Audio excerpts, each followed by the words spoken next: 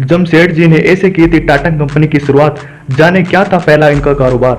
Jamshedji Tata birth anniversary special Tata group के संस्थापक जमशेदजी टाटा 183वां जन्मदिन है। भारतीय उद्योग जगत के विषम पितामह के तौर पर पहचाने जाने वाले टाटा ने अपने जीवन काल में भारत को नई पहचान देने के लिए कई काम किए। जमशेदजी टाटा को हम सभी जानते हैं। टाटा स्टील, ताज होटल और IISc बेंगलोर जैसे ऑर्गेनाइजेशन की स्थापना करने के लिए जानते हैं। उस समय ये सभी अपने समय से बहुत आगे थे। साथ ही इन सभी ने भारत को दुनिया में एक नई पहचान भी दिलाई।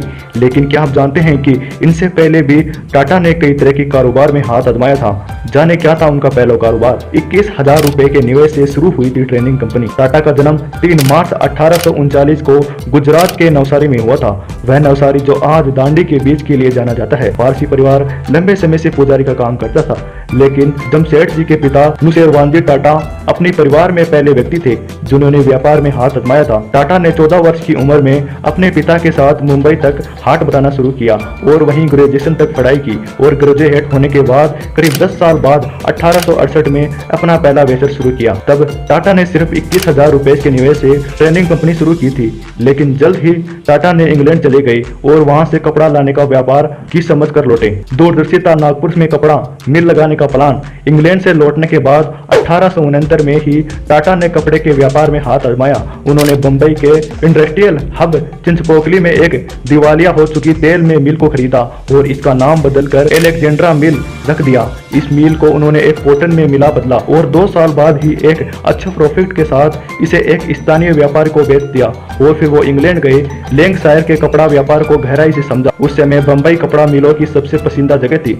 लेकिन टाटा ने अपने प्रॉफिट को बढ़ाने के लिए दूरदर्शी सोच को अपनाया। उन्होंने 3 बिंदुओं के आधार पर 1.5 लाख रुपए के निवेश से 1874 में महाराष्ट्र के नागपुर में सेंट्रल इंडिया शिपिंग और वीविंग और मैन्युफैक्चरिंग कंपनी की शुरुआत की। नागपुर को चुनने का 3 मुख्य वजह इसका कपास उत्पादक क्षेत्र में पास होना, रेलवे जंक्शन तक आसान पहुंच होना और पानी ईंधन की एवं अच्छी आपूर्ति होनी थी। शुरू की थी टाटा लाइन के नाम से जहाज कंपनी। टाटा ने अपने कपड़ा व्यापार का सस्ता एक्सपोर्ट करने के लिए 1873 में एक शिपिंग कंपनी भी शुरू की थी। इसके लिए उन्होंने लंदन से एडिनब्रो नाम से 1050 पाउंड प्रति महीने के किराए पर लिया। जापान निप्पन यूसेन किसा लाइन के साथ उन्होंने इसके लिए टाटा लाइन की शुरुआत की। हालांकि यह कारोबार लंबे समय तक नहीं चला। मैसूर सिल्क से भी जमशेदजी का वास्ता।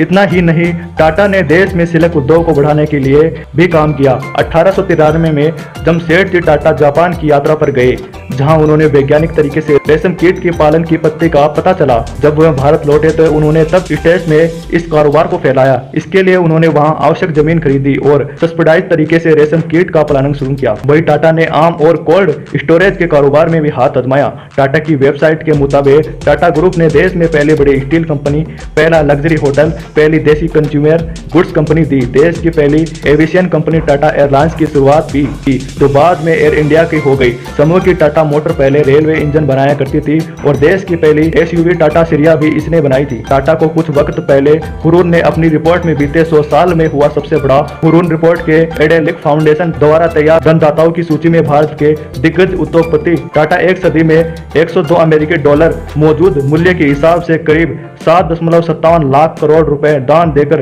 दुनिया के सबसे बड़े परोपकारी रहे। सो दोस्तों, आपने जाना कि देश की पहली एशियन कंपनी कैसे बनी। सो गाइस, आपको ये वीडियो हेल्पफुल या मजेदार और अच्छी लगी हो तो वीडियो को लाइक और चैनल को सब्सक्राइब जरूर से कर देना। तो मिलते हैं अगली नेक्स्ट वीडियो के अंदर।